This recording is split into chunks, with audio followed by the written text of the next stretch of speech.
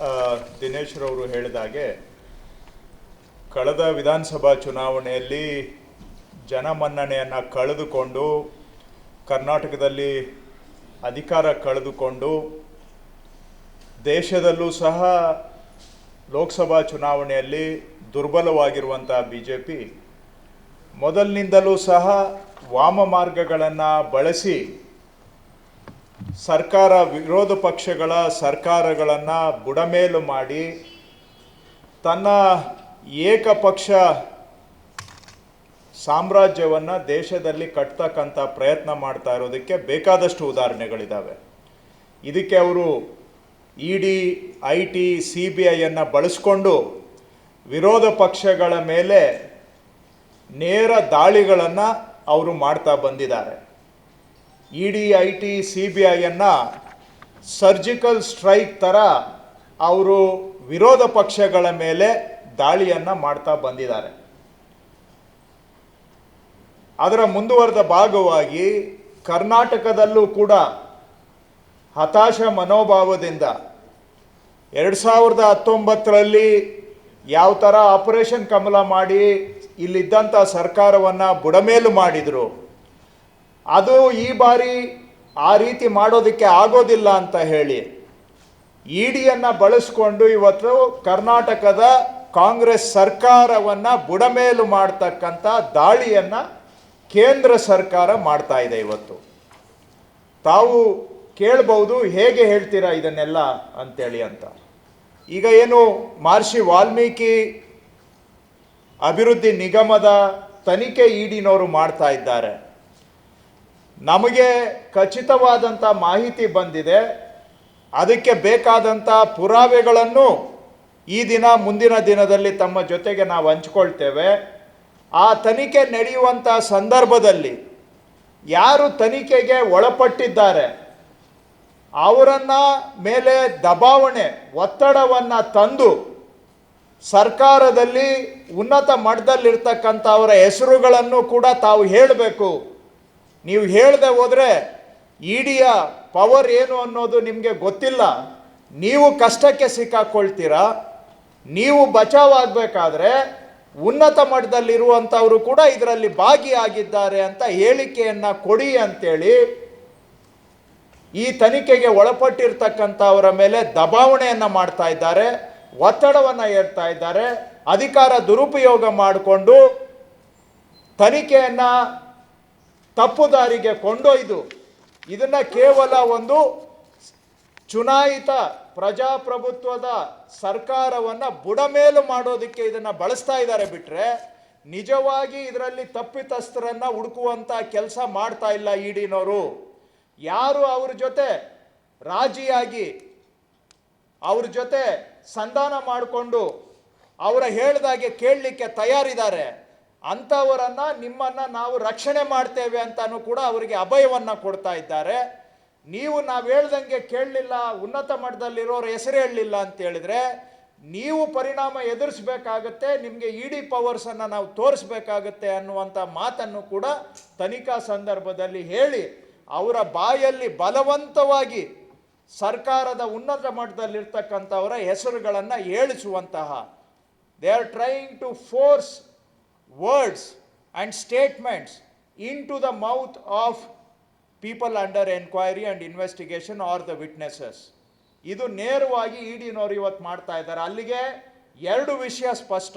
ಒಂದು, ಅವರಿಗೆ ಇದರಲ್ಲಿ ತಪ್ಪಿತಸ್ಥರನ್ನು ಹುಡುಕುವಂಥ ಯಾವ ಉದ್ದೇಶನೂ ಇಲ್ಲ. ಅವರಿಗೆ ಈ ಇನ್ವೆಸ್ಟಿಗೇಷನ್ ನೆಪ ಮಾತ್ರ. ಅವರು ತಪ್ಪು ಮಾಡಿದವರಿಗೆ ಶಿಕ್ಷೆ ಕೊಡುವಂಥ ಯಾವ ಉದ್ದೇಶನೂ ಇಲ್ಲ. ಯಾಕೆಂದರೆ ಯಾರು ರಾಜಿ ಆಗ್ತಾರೆ ನಿಮಗೆ ರಕ್ಷಣೆ ಕೊಡ್ತೀವಿ ಅಂತ ಅವ್ರು ಹೇಳ್ತಾ ಇದ್ದಾರೆ. ಎರಡನೇದು ಸ್ಪಷ್ಟ, ಅವರಿಗೆ ಈ ತನಿಖೆ ಉದ್ದೇಶ ಕೇವಲ ಕರ್ನಾಟಕದಲ್ಲಿ ಕಾಂಗ್ರೆಸ್ ಸರ್ಕಾರವನ್ನು ಬುಡಮೇಲು ಮಾಡೋದು ಮಾತ್ರ ಅವರ ಉದ್ದೇಶ. ನೀವು ಕೇಳ್ಬೋದು, ಇದೆಲ್ಲ ಭಾರಿ ದೊಡ್ಡ ದೊಡ್ಡ ಮಾತುಗಳಾಡ್ತಾ ಇದ್ದೀರಿ, ಇದಕ್ಕೆಲ್ಲ ಏನು ಹಿನ್ನೆಲೆ ಇದೆ ಅಂತ. ಸ್ನೇಹಿತರೆ, ತಮಗೆ ಗೊತ್ತಿದೆ, ಕೇಂದ್ರದಲ್ಲಿ BJP ಸರ್ಕಾರ ಬಂದ 10 ವರ್ಷದಲ್ಲಿ ED, IT, CBI ಅವು ರಾಜಕೀಯ ಅಸ್ತ್ರಗಳು ಆಗಿಬಿಟ್ಟಿದ್ದಾವೆ. ಎಲ್ಲಿ BJP ಅವರಿಗೆ ಚುನಾವಣೆ ಗೆಲ್ಲೋದಕ್ಕೆ ಆಗೋದಿಲ್ಲ ಚುನಾವಣೆಯಲ್ಲಿ ಸೋತ ಮೇಲೆ, ಪ್ರಜಾಪ್ರಭುತ್ವದಲ್ಲಿ ಸೋತ ಮೇಲೆ ಇಡಿ, IT, CBIಯನ್ನು ಬಳಸ್ಕೊಂಡು ವಿರೋಧ ಪಕ್ಷಗಳ ಸರ್ಕಾರಗಳು ಇರೋ ಕಡೆ ದಾಳಿ ಮಾಡ್ತಾ ಇರೋದು ಇದು ಕರ್ನಾಟಕ ಮೊದಲೇನಲ್ಲ. ಇದು ಜಾರ್ಖಂಡ್ನಲ್ಲಿ ಆಗಿದೆ, ವೆಸ್ಟ್ ಬೆಂಗಾಲ್ನಲ್ಲಿ ಆಗಿದೆ, ದೆಹಲಿಯಲ್ಲಿ ಆಗಿದೆ, ತಮಿಳುನಾಡಿನಲ್ಲಿ ಆಗಿದೆ, ಕೇರಳದಲ್ಲಿ ಆಗಿದೆ, ಆಂಧ್ರ ಪ್ರದೇಶದಲ್ಲಿ ಆಗಿದೆ. ಹೇಳ್ತಾ ಹೋದರೆ ಪಟ್ಟಿ ಬಹಳ ಉದ್ದ ಇದೆ. ಇದೆಲ್ಲವೂ ಕೂಡ ಜಗಜ್ಜಾಹೀರು ಆಗಿರ್ತಕ್ಕಂಥ ವಿಷಯವನ್ನೇ ನಾವಿವತ್ತು ಕರ್ನಾಟಕದ ಹಿನ್ನೆಲೆಯಲ್ಲಿ ಹೇಳ್ತಾ ಇದ್ದೇವೆ. ತಮಗೂ ಗೊತ್ತಿದೆ, ದೇಶದ ಪ್ರತಿಷ್ಠಿತ ಸುದ್ದಿ ಸಂಸ್ಥೆಗಳು ಅಧ್ಯಯನವನ್ನು ಕೂಡ ಮಾಡಿದ್ದಾವೆ. ಕೆಲವು ಸಂಶೋಧನಾ ಸಂಸ್ಥೆಗಳು ಕೂಡ ಅಧ್ಯಯನವನ್ನು ಮಾಡಿದ್ದಾವೆ. 2014ರಲ್ಲಿ BJP ಸರ್ಕಾರ ಬಂದ ನಂತರ ದೇಶದಲ್ಲಿ ಇಡಿಯ ಕೇಸುಗಳು, ಇಡಿ ದಾಖಲು ಮಾಡ್ತಕ್ಕಂಥ ಕೇಸುಗಳು 400% ಹೆಚ್ಚಾಗಿದೆ. Cases registered by ED have increased by 400% since 2014. ಅದರಲ್ಲಿ 95% ಕೇಸುಗಳು ವಿರೋಧ ಪಕ್ಷದ ವಿರುದ್ಧವಾಗಿದ್ದಾವೆ.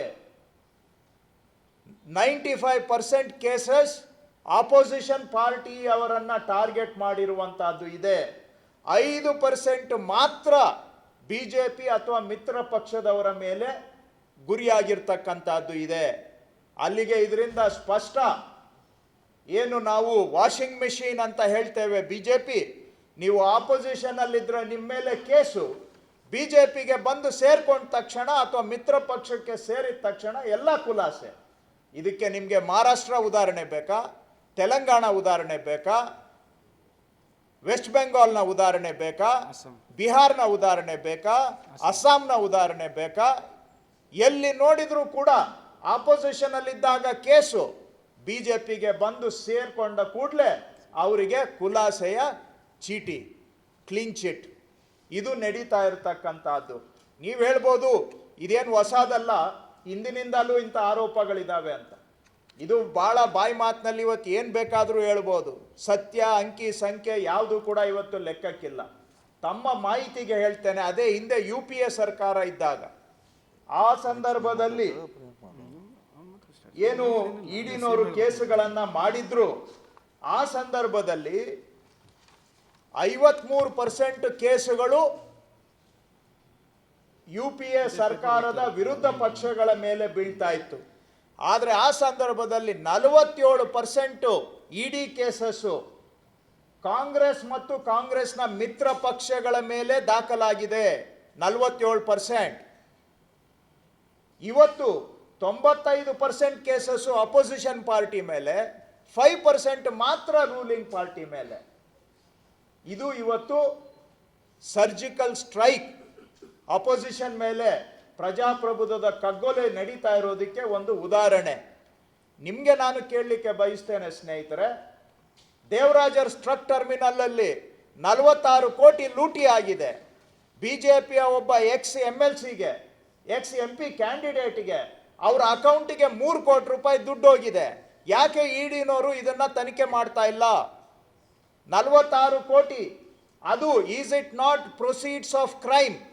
ಇಡಿನವರು ಹೇಳ್ತಾರೆ, ಇಲ್ಲಿ ಯಾಕೆ ಬಂದಿದ್ದೀರಿ ಅಂದರೆ, wherever there is proceeds of crime involved we have a authority to enter ಅಂತ ಹೇಳ್ತಾರೆ.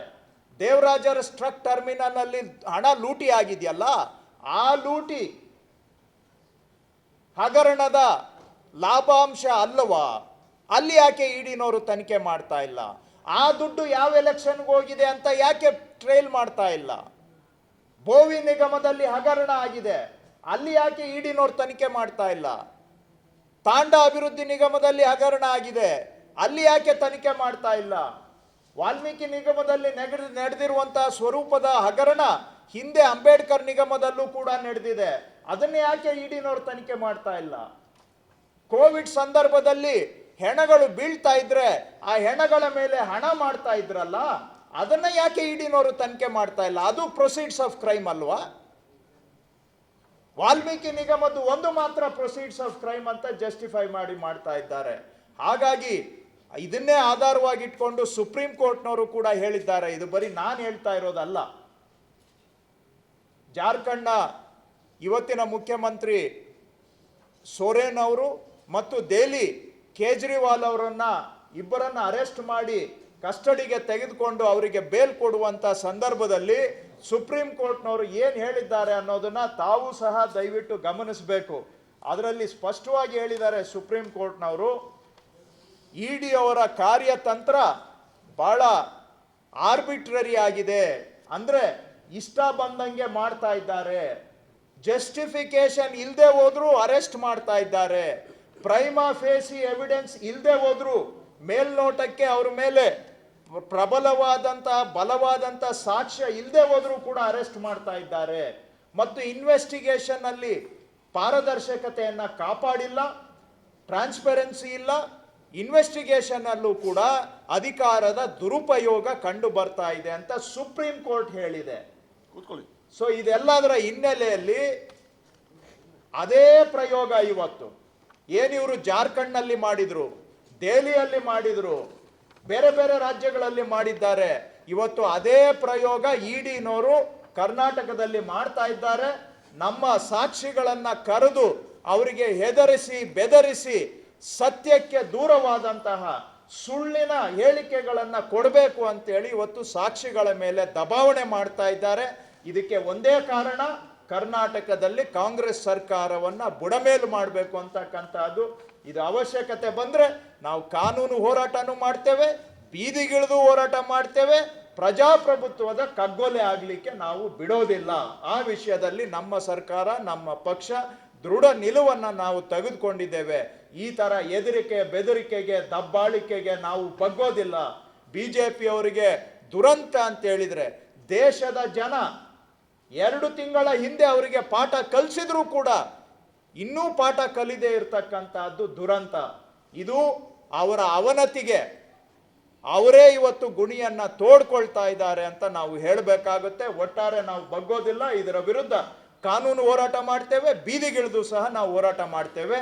ಈ ತರ ಸಂವಿಧಾನದ ಅಪಚಾರಕ್ಕೆ ನಾವು ಅವಕಾಶವನ್ನ ಕೊಡೋದಿಲ್ಲ. ಸುಳ್ಳು ಹೇಳಿಕೆಗಳನ್ನ ಪಡೆದುಕೊಳ್ಳುವಂತ ಪ್ರಯತ್ನ ಮಾಡ್ತಾ ಇದ್ದಾರೆ. ಸೊ ನಿಮ್ಮ ಪ್ರಶ್ನೆಗೆ ಹೇಳೋದಾದ್ರೆ, ಯಾವ ಒಬ್ಬ ವ್ಯಕ್ತಿಯದಲ್ಲ, ಅವರೊಬ್ಬರೇ ಅಲ್ಲ ಇನ್ವೆಸ್ಟಿಗೇಷನ್ ಅಂಡರ್ ಇರೋದು, ಬೇರೆ ಬೇರೆಯವರು ಕೂಡ ಅಂಡರ್ ಇನ್ವೆಸ್ಟಿಗೇಷನ್ ಇದ್ದಾರೆ, ಬೇರೆ ಬೇರೆ ಆಫೀಸರ್ಸ್ ಅನ್ನು ಕೂಡ ಕರೆದಿದ್ದಾರೆ, ಅವರು ಬೇರೆ ವ್ಯಕ್ತಿಗಳನ್ನು ಕೂಡ ಇನ್ವೆಸ್ಟಿಗೇಷನ್ ಕರೆದಿದ್ದಾರೆ, ಕೆಲವು ಸಾಕ್ಷಿ ಭಾಗಿ ಆಗದೆ ಇರತಕ್ಕಂಥ ಸಾಕ್ಷಿಗಳು ಇದ್ದಾರೆ. ಸೊ ಆ ಎಲ್ಲರನ್ನೂ ಕೂಡ ಇಂಟಿಮಿಡೇಷನ್ ಮಾಡ್ತಾ ಇದ್ದಾರೆ. ನೀವು ಸರ್ಕಾರದಲ್ಲಿ ಉನ್ನತ ಮಟ್ಟದಲ್ಲಿರೋರ ವಿರುದ್ಧ ಹೇಳಿಕೆಗಳನ್ನ ಕೊಡಬೇಕು ಅಂತ ದಬಾವಣೆ ಮಾಡ್ತಾ ಇದ್ದಾರೆ. ಅವರು ಸ್ಟೇಟ್ಮೆಂಟ್ ಅನ್ನ ಕೋರ್ಟಿಗೆ ಫೈಲ್ ಮಾಡಲಿ. ನಿನ್ನೆ ಪ್ರೆಸ್ ರಿಲೀಸ್ ಮಾಡಿದ್ದಾರೆ, ಅದಕ್ಕೆ ಮೊದಲೇ ಮೀಡಿಯಾದಲ್ಲಿ ಬಂದಿದೆ. ಯಾರು ಲೀಕ್ ಮಾಡಿದ್ದು ಹಾಗಾದ್ರೆ? ಎಲ್ಲಿಂದ ಬಂತು? Selective leaks. ಅದು ಸೆಲೆಕ್ಟಿವ್ ಲೀಕ್ ಮಾಡಕ್ಕೆ ಆಥರೈಸೇಷನ್ ಯಾರು ಕೊಟ್ಟಿದ್ದಾರೆ? ಇಲ್ಲ ನಾನು ನಿಮ್ಮನ್ನು ದೂಷಣೆ ಮಾಡಬೇಕು, ನೀವು ಸುಳ್ಳು ಮಾಹಿತಿ ಹಾಕಿದ್ದೀರಿ ಅಂತ. ನಿಮ್ಮನ್ನ ನಾವು ಆ ಥರ ಹೇಳಲಿಕ್ಕೆ ಆಗೋದಿಲ್ಲ. ನಿಮಗೆ ಅವರಿಂದಾನೇ ಮಾಹಿತಿ ಬಂದಿದೆ. ಹಾಗಾದ್ರೆ ನೆನ್ನೆಗೆ ಮೊದಲು ಬಂದಂತ ಇನ್ಫಾರ್ಮೇಶನ್ ಎಲ್ಲ ಎಲ್ಲಿಂದ ಬಂತು? ಎರಡನೇದು, ಒಂದ್ ನಿಮಿಷ ಸರ್, ದಯವಿಟ್ಟು ಕೇಳಿಸ್ಕೊಳ್ಳಿ. ಮಾತಾಡ್ಲಿಕ್ಕೆ ನಮಗೂ ಮಾತಾಡ್ಲಿಕ್ಕೆ ದಯವಿಟ್ಟು ಅವಕಾಶ ಕೊಡಿ. ನಮಗೆ ಅವಕಾಶ ಬಿಡಿ, ದಯವಿಟ್ಟು ಕೇಳಿದ್ದಕ್ಕೆ ಉತ್ತರ ಕೊಡ್ಬೇಕು. ಎರಡನೇದು, ಈಗ ಅವರು ಹೇಳ್ತಾ ಇದ್ದಾರೆ ಅಂತ ತಾವು ಹೇಳ್ತೀರಿ. ಹಾಗಾದ್ರೆ ಸುಪ್ರೀಂ ಕೋರ್ಟ್ ಸೋರೆನ್ ಪ್ರಕರಣದಲ್ಲಿ, ಕೇಜ್ರಿವಾಲ್ ಪ್ರಕರಣದಲ್ಲಿ ಏನು ಹೇಳಿದೆ? ಅವ್ರನ್ನ ಅರೆಸ್ಟ್ ಮಾಡಿ ಒಳಗಾಕಿದ್ರಲ್ಲ, ಅವ್ರಿಗೆ ಬೇಲ್ ಕೊಟ್ಟು ಬಿಡುಗಡೆ ಮಾಡುವಾಗ ಸಾಕ್ಷಿ ಇಲ್ಲದೆ ಇದ್ರು ಸೋರೆನ್ನ ಯಾಕೆ ಅರೆಸ್ಟ್ ಮಾಡಿದಿರಿ ಅಂತ ಕೇಳಲಿಲ್ವಾ ಸುಪ್ರೀಂ ಕೋರ್ಟ್? ಇವರ ಹೇಳಿಕೆನೇ ಫೈನಲ್. ಹಾಗಾದ್ರೆ ಕೇಜ್ರಿವಾಲ್ ಕೇಸಲ್ಲಿ ಏನ್ ಹೇಳಿದೆ ಸುಪ್ರೀಂ ಕೋರ್ಟ್? ತಮ್ಗೆ ಓದಿ ಹೇಳ್ತೇನೆ, ಇಂಟ್ರೆಸ್ಟ್ ಇದ್ರೆ. ಯಾಕಂದ್ರೆ ಇವತ್ತು ಫ್ಯಾಕ್ಟ್ ಗಿಂತ ಫಿಕ್ಷನ್ ಎಲ್ಲರಿಗೂ ಪ್ರಿಯವಾಗಿದೆ. ಸುಪ್ರೀಂ ಕೋರ್ಟ್ ಏನ್ ಹೇಳಿದೆ? Supreme Court has wondered if the ED even had a consistent, uniform and one rule for all policy when they should arrest people. It said the ED power to arrest must be based on objective and fair material against a person. It cannot be exercised on the whims and fancies of ED officers. Supreme Court ಹೇಳಿರೋದು, ನಾನಲ್ಲ. So ದಯವಿಟ್ಟು ಅವರು ವೇದವಾಕ್ಯನೂ ಅಲ್ಲ, ಅವರು ಭಗವದ್ಗೀತೆನೂ ಅಲ್ಲ, ಅವರು Bible ಅಲ್ಲ, ಅವರೊಂದು ಪೊಲಿಟಿಕಲ್ ವೆಂಡೆಟ್ಟಾ ಏಜೆನ್ಸಿ ಅನ್ನೋದನ್ನ ಮೊದಲು ಅರ್ಥ ಮಾಡಿಕೊಂಡು ಆಮೇಲೆ ನಮ್ಗೆ ಏನ್ ಬೇಕಾದ್ರೂ ಕೌಂಟರ್ ಕ್ವಶನ್ ಕೇಳಿ, ನಾವು ಒಪ್ಕೊಳ್ತೇವೆ. ಅವ್ರು ಹೇಳಿದ್ದೆ ವೇದವಾಕ್ಯ ಅಂತ ತಾವು ತಿಳಿಯೋದಾದ್ರೆ, ನಾವೆಲ್ಲ ಜನಗಳಿಂದ ಆಯ್ಕೆ ಆಗಿ ಬಂದಿರೋರು, ಅಲ್ಲಿಗೆ ನಮಗೆ ಏನು, ನಾವು ಸಂವಿಧಾನದ ಹೆಸರಿನಲ್ಲಿ ಪ್ರತಿಜ್ಞೆ ಮಾಡಿಲ್ವಾ? 95% ಆಫ್ ಕೇಸಸ್ ಯಾಕೆ ಇವತ್ತು ಬರೀ ಅಪೋಸಿಷನ್ ಮೇಲೆ ಇದೆ? ಹಾಗಾದ್ರೆ ಇಡಿ ನಿಮ್ ಪ್ರಕಾರ ಅಷ್ಟು ಸತ್ಯನಿಷ್ಠವಾದಂತ ಸಂಸ್ಥೆ ಆಗಿದ್ರೆ ಯಾಕೆ ಅವರು ಬೇರೆಯವ್ರನ್ನ ನೋಡ್ತಾನೆ ಇಲ್ಲ, ಬೇರೆಯವ್ರದ್ದು ಅರೆಸ್ಟೇ ಮಾಡೋದಿಲ್ಲ, ಯಾಕೆ ಓನ್ಲಿ ಅಪೋಸಿಷನ್ ಮಾಡ್ತಾ ಇದ್ದಾರೆ? ಸೊ ಹಾಗಾಗಿ ಇಡಿ ಅವರು ಹೇಳಿದ್ದಾರೆ ಇನ್ವೆಸ್ಟಿಗೇಷನ್ ಮಾಡ್ಲಿ, ಅದಕ್ಕೆ ನಮ್ದು ತಕರಾರಿಲ್ಲ. ನಾನು ಸ್ಪಷ್ಟವಾಗಿ ಹೇಳ್ತಾ ಇದ್ದೇವೆ, ನಮ್ಮೆಲ್ಲರಿಗೂ ನಮ್ಮ ಮುಖ್ಯಮಂತ್ರಿಯಿಂದ ಹಿಡಿದು ಎಲ್ಲ ನಿಲುವು.